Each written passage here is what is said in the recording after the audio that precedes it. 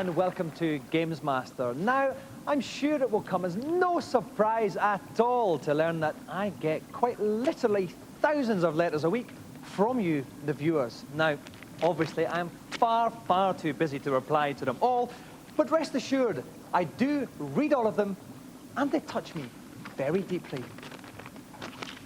One such letter is the reason why we only have one mermaid with us tonight, the lovely Leanne. How are you, Leanne? Are you not too lonely? No, Dominic, it means I've got you all to myself. The exact whereabouts of Teresa will be revealed after today's news.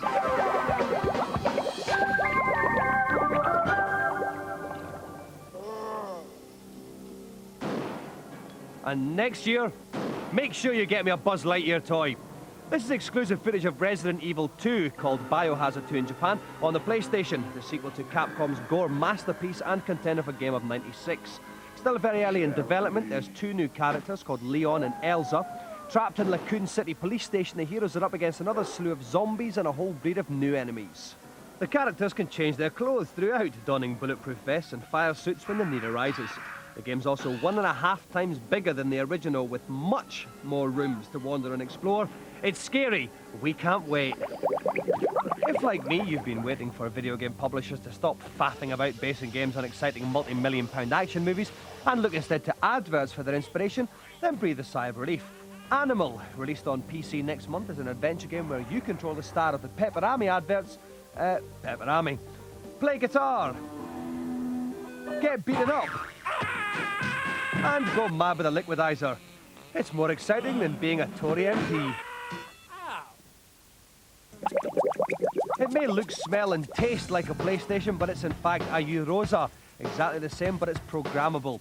Connect it to your PC, and if you are a programmer and know a bit of C++, that's a programming language, kids, you too can write your own PlayStation games. Japan has got bonkers over it, with clever clogs and wannabe Tekken 2 writers swapping their fledgling gaming creations and programming tips via the internet.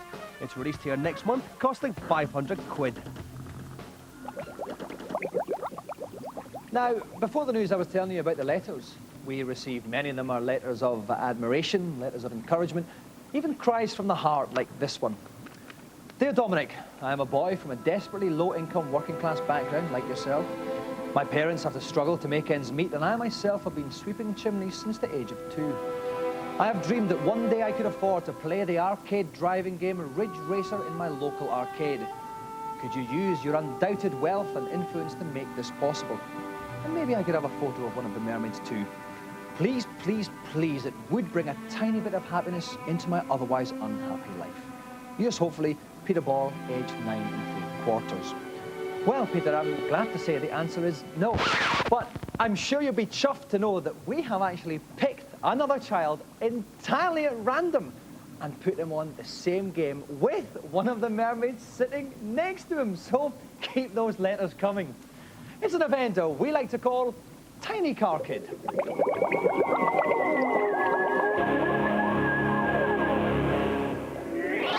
My contestant challenge on this full-scale version of Ridge Racer is completely simple.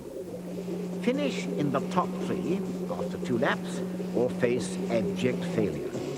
I have not felt the need to introduce any further impediments, as my contestant already faces the handicap of having legs far too short to reach the pedals of this oversized racer. However, I'm sure my mermaids can give him a little extra length if he comes up short. Good luck. So let's go over live to Harrow to find young Ryan Wheeler, who's in the protective custody of Teresa at this moment. Hello, Ryan. Dominic's a real nerd, isn't he? Ryan. Yeah, he's pathetic and weird. If I could beat him any day. He's an ugly little goggle-eyed git, isn't he? I can't hear him. Blue eyes, Dominic. Ryan. Ryan. Hello? Ryan. Yeah? All right, how you doing, Ryan? All right, mate? Yeah, I'm fine, Dominic. Ryan, you're a big fan of mine, yeah? Yeah, real big. Okay, Ryan, you're playing Ridge Racer. What are you like at driving games? I'm quite good, but I'm a bit of a wild hog. And I hear you think your gran would be good for me. Yeah, because she likes him young and cheeky. That's excellent. And Ryan, is it true you are actually a 70-year-old man trapped in the body of a 9-year-old? Yeah, it all happened in a lab. Excellent, Ryan. Right now, Teresa, you're no stranger to leather, so you're going to join him in the passenger seat. Oh yeah, he's going to look after me. To make sure I don't crash. Okay, nice one, right. If you'd like to guide him into position, Teresa, I'm going to go up into the commentary box. I'm joined by Czechoslovakia's finest, Kirk Ewing. Kirk, what kind of car seat cover do you favour? Well, I prefer a leopard car seat cover. That's the ones that are especially used by metro drivers. Okay, and as far as advice for Ryan goes, what would you recommend he does? Well, okay, this is Ridge Racer as the perennial favourite. What you want to do is get your foot to the floor, right? Stay in the slipstream of the cars, overtake fast, get there before third position, and don't forget to get the car keys back in the mantelpiece before your dad comes home. Okay, thank you, big guy. As Kirk says, Ryan has got 2 laps to get in third place or higher. Best of luck, Ryan. Off you go.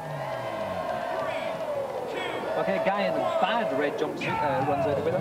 What a start of the race. Okay, bottom left-hand corner, you can see Ryan's speed. Top left-hand corner, the time remaining. But most importantly, in the top right-hand corner, which you're going to see as soon as he goes over this checkpoint, is the position he's in. He's in 13th. He's got to get up to third or higher within the 2 laps. Coming in the first right-hand bend there, Kirk. Yep, we're just coming out of the Dartmouth Tower here, and he's coming into another hard righter. But he's coping quite well. He's up in 10th, he's taking a couple of cars there, so yeah, it's looking good for little guy. Okay, as Chris said, Ryan up at 10th, 11th, it was flickering a little bit as if one guy was coming right from behind him. Little bit of a car bumping going on there, we don't really want that. We don't recommend that, but I mean, it is sometimes necessary in the course of this type of challenge. And indeed in the traffic in central London. Okay, he's coming in the right-hander there. He's taking that a bit too wide there. Along the front at Bournemouth, it's a beautiful scenic view. He's still in 10th. And what we've got to remember though, Kirk, very big steering wheel for a tiny wee guy. That's right, gosh only knows what he's going to do with his gear stick. Okay, we've got another right-hander again. He's got to sort out his right-handers. He's still in 9th position. 2 big yellow cars in front. Yeah, it's early doors yet, as they say, but yeah, he really does have to get the foot on the floor and go for it, Ryan. Okay, another tunnel here. Which particular tunnel is this? This is in fact the channel tunnel, Dominik. Okay, and across the beautiful France. He's in France already. That was very, very quick. It's quicker than Derrick Lynch says. Okay, going into the right-hander. He's at the 6th position now. 6th position, looking good. Takes that. Oh, bit of an oversteer there, but he pulls it back in quite nicely. That's okay. He's in the straight now. We're coming up to the end of the first lap here. He's in the 6th position. Is he going to overtake Pink Boy in front of him? No problem. Okay, so that's it. We're on the 2nd lap there. Going at the right-hander for the 2nd time. A little bit of a bang into Red Boy there. Well, I would have done the same thing if I had been in Ryan's position. The guy was in front. What was he meant to do? He knocked him back into 6th, though. Okay, he needs to get into 3rd. He needs to do something a bit more calm. I'm not really seeing him using the slipstream a lot. No, that's right. He wants to get right behind the cars, accelerate up and then slip out and slide past. And Teresa was looking absolutely terrified there in that shot. Maybe a change of costume needed after this for her. Okay, and we're about halfway round the 2nd. He took that quite nicely, but it's come badly for him in the end. The back end there slipped out. He did slip up to 4th, but he's back into 6th now here. Nice chopper. Thank you very much, Kirk. And he's into 5th now, but he's got to watch it. There's another right-hander. He's back through the window. That was a good deal, but he's lost again. He's back in his 6th place. Let's just see that chopper again. Hope it's not Keith Chegwin flying there. He's back in his 7th now. This is not looking very good for Ryan. Kirk, what does he have to do now? He really just has to go for it, as we say, like get up the inside, find a way past these guys. Come on, they're all pussies and they're asking for it anyway. Throw caution quite literally to the wind here. He's in 5th position. This is one of the last bends coming up. He's gone for the inside though. This one's in. He's bashed him. He's done it again. He's bashed him on the outside. He's up the start. Put the pressure up. This is the final straight here. Kirk, he could do it. He just keeps his feet right on the accelerator. The guys behind him. He's going to do it. Ryan has done his top place. Ryan completes the challenge. Okay, congratulations, Ryan. It was a bit hairy at the end there, though. You were in 6th place right up to the final bend. Yeah, well, I had to really turn to get past them last 2 cars, but I finally got in 3rd position. Okay, and Teresa, how was your ride? Very exciting. I think he's definitely going to be the next Damon Hill, a real pro. Right, sure. now, Ryan, did having Teresa sitting next to you, was that a distraction? No, I could cope with it fine. It was just lovely. Okay, Ryan, you remember to give my phone number to your gran, yeah? Yeah, I'm sure I can deliver it to her. Okay, so for top junior driving skills and a nice bit of granny action on the side, the GamesMaster Golden Joystick goes to Ryan Wheeler. Okay, so let's give it a one more time for Mr. Ryan Wheeler. See, I told you the right pick. Okay, personally speaking, unless you're buying me a present, I couldn't care less what you waste your money on. However, I am contractually obliged to give you a modicum of purchasing assistance with today's reviews.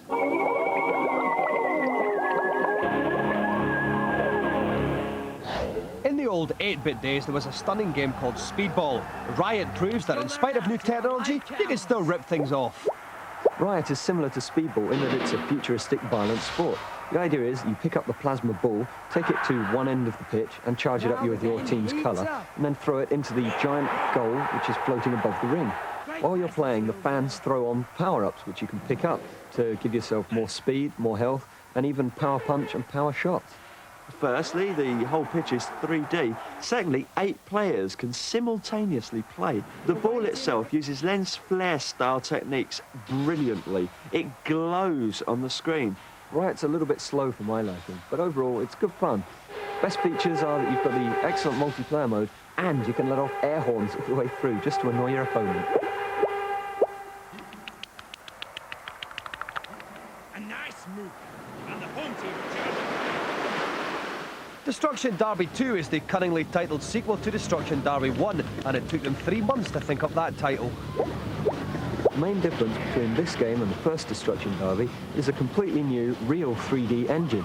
Before, the cars would only ever spin left and right, but now they can flip over backwards, forwards, any way possible. The tracks are now a lot better as well. They're wider for a start, giving you much more room to manoeuvre, and they've got banked corners, jumps, slopes, ramps, everything. This time, the arenas are huge. You get 4 in total, but the actual first one is fantastic. There is a big lump right in the middle of the arena, and if you hit the lump, you fly hundreds of feet up into the air. The handling of the actual cars is far better than before, and overall the game's much better and much more fun.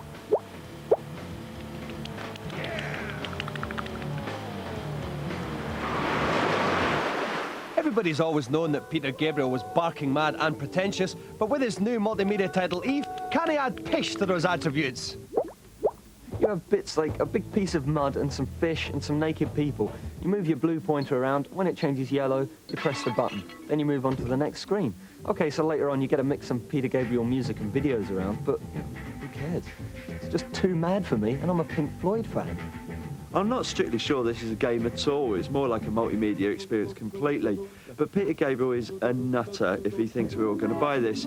Art, for art's sake, is not good enough. Not on PC CD-ROM. And you can get further details on Mr. Gabriel's insanity and our other games on the GamesMaster webpage. Little Ronnie Review's bottom firmly smacked there. At this point, I'd like you to consider the magnificence of the first half of tonight's show during this commercial break.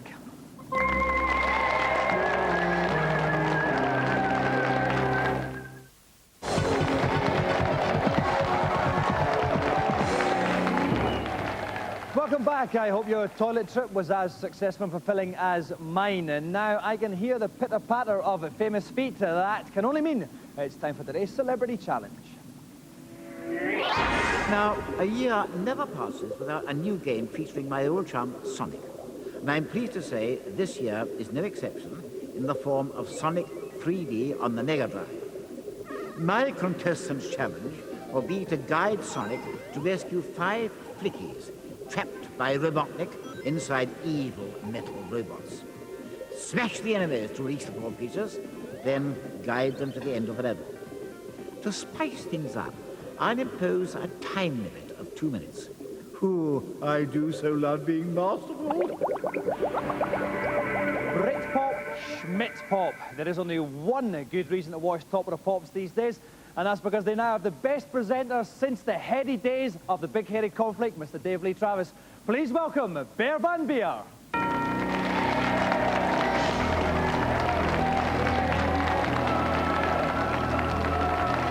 Welcome to the show, Bear. Now, Bear, you could have, oh, you want me to do both? Okay, fair enough. You could have at least put on something sexy. Well, no. I'm Barbarella caught in Atlantis. All right. Good theme. Yeah. I like it. Yeah. Now, the name Bear Van Beer, totally weird, very strange. Why? The hippie parents, Holland, it means little bear from the bears. So. Little bear from the bear. I mean, many people called after woodland animals. Do you have a brother called Little Squirrel? No, after the I squirrel? have a sister called Britta. Right, and what does Britta mean? Well, Britta is, there's a Swedish nurse called Britta, and there's little books about her, little novels. Yeah. Okay. A lot of people have parents like yours. Usually they have to visit them in high-level maximum security asylums. What about, you speak a lot of languages, including Mandarin. Can you give us a little flurry of Mandarin there? A little, I can say something to you in Mandarin. Yes, please. Yeah, I could say, Dom, 我不会看看你的头发. And what does that mean, precisely? It would mean something like, oh, Dom, let me admire all that hair that you have there. Okay, something like that. That's very kind of you. And my final question is, obviously, doing Tour of Pops, you meet a lot of famous rock stars. Bryan Adams, what does he smell like? He smells of rock and roll. And that's all I'm going to say. That's a smell we need to delve no deeper into. Okay, Bear, if you'd like to slide your lithe and nimble figure into a games playing position, I will head commentary boxwards. And cooling my temperature back down is Dave Perry. Dave, is it true that Sonic the Hedgehog was based on your early life? Yes, I think it's the quest for gold and the fact that he's so sharp. And nothing to do with the fact that you like running around wearing nothing but red trainers? No, I'll keep that quiet. Okay, then, have you got any tips for Bear on this? Well, basically, she's just obviously got to pick up the 5 flickies, and it's very, very tough. The main thing is obviously the old Sonic thing, and that is as long as you've got 1 ring, you can't be killed. She's got to make sure she's always got 1 ring in possession. Okay, thank you very much, Dave. Bear has 2 minutes to collect 5 flickies and return them to the big gold ring somewhere in the level. Best of luck, Bear. Your time begins now. Okay, I'll warn about the display. At the bottom right-hand corner, you can see 5 little squares. They represent 5 bad guys. When Bear kills the bad guys, she releases a flicky.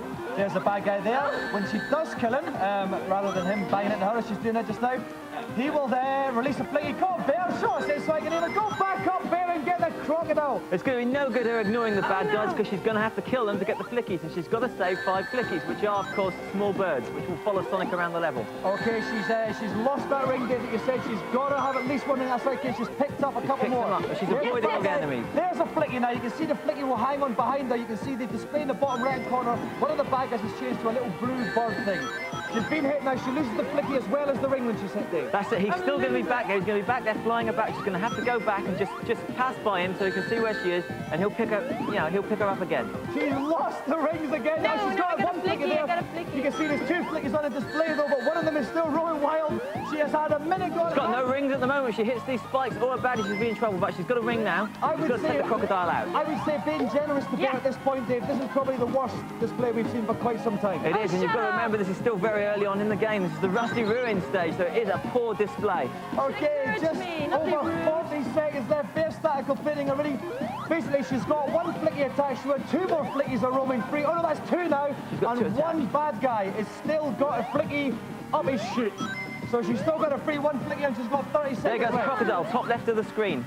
As you say, with the bar at the bottom, if you ever look at them, there are 4 flickies out there, and she's got to kill this one to take another one. Crocodile, Bear! She's got to just jump on him, just jump up in the air. That's it. Okay, go back to the ball. Go back to the bird. No Get the flickies, no flickies. rings. Just over 10 seconds left here. Come on, Bear. You can still do it if Get to you the go ring. back in time. Get to the ring and save the 2 flickies you've got. 5 seconds left. She's got the 2 flickies. She's going to But that's not die. going to be enough. 2, 3 flickies. I will time. 3 flickies. 2 flickies short of a full load. That means that Bear's challenge ends in failure. I never ever want to hear the word flicky ever again. You weren't too comfortable with the flickies. There, you only had 3 at the end instead of 5. There, what happened? I didn't like the flickies, and I didn't like the guy in the sneakers. I think you find he's called Sonic. Yeah, that Sonic guy, that hedgehog. Yeah, I couldn't identify with him. That was the problem. Yeah.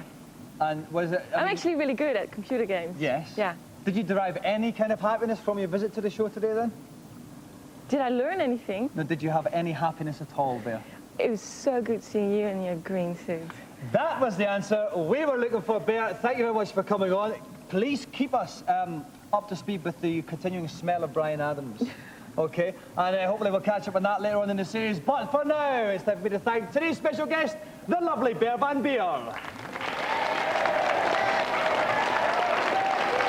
Okay, on other shows, the features tend to be finely crafted intellectual pieces with high information content. Ours tend to have me making cheap gags at the expense of foreign superpowers. Watch this one and decide which you prefer.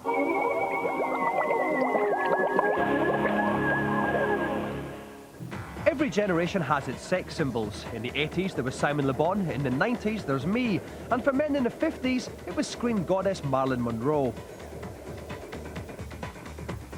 Like most film stars, her career came to an end when she died. But now, fans of the sex siren at the University of Geneva want to change that. Using the latest computer technology, they're creating a virtual version of the actress, which they hope could star in a whole new series of films. All right, sweetheart.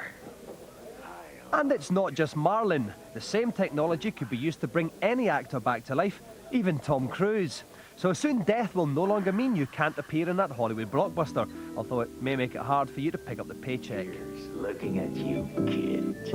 Oh, please again, Sam.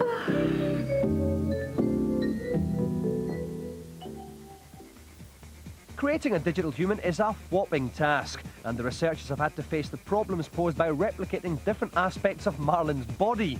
Early models of the face were lifeless, so they developed a way of capturing their own subtle facial movements to be mapped onto a new, more complicated face made up of millions of polygons. And the result was quite literally striking. Oh, please again, Sam. Putting hair on her posed its own problems. In early prototypes, it was almost solid, like a helmet. So a method was developed whereby the hair was actually grown. Now it looks as long and lush and carefree as mine. A similar problem was posed by clothes. Real clothes crumple and hang off people, especially if you don't iron them properly. So they developed artificial materials that would drape, and that had different frictions, so that silky materials would slide more easily than woolen ones, for example. Trust me, kids. Putting the materials together gave them dresses that crumpled like real ones and that would blow in the wind and bounce naturally. This particular clothing simulation is based on Jerry from the Spice Girls. Things have changed pretty rapidly in the computer graphics world. These were a university's attempts at human animation just 12 years ago. Now, when they put these computer simulations in the real world of Geneva men, they think they're real. The possibilities are endless. Hollywood producers are actually considering using them alongside real actors in films. But then again, Americans are twice as stupid as Geneva men. See, there you go. Told you I'd slag off a big foreign superpower. Hello, and thank you for this wonderful award. Okay, you can keep watching this channel if you like now. I'm sure there's something fantastic on afterwards, so we are quite literally going to go. Though on next week's show, we have the very lovely Tracy Shaw from Coronation Street as our special guest. While you think about her, also think about this question. If every house in Britain had a Bear Van Beer, what would you use yours for? Good night.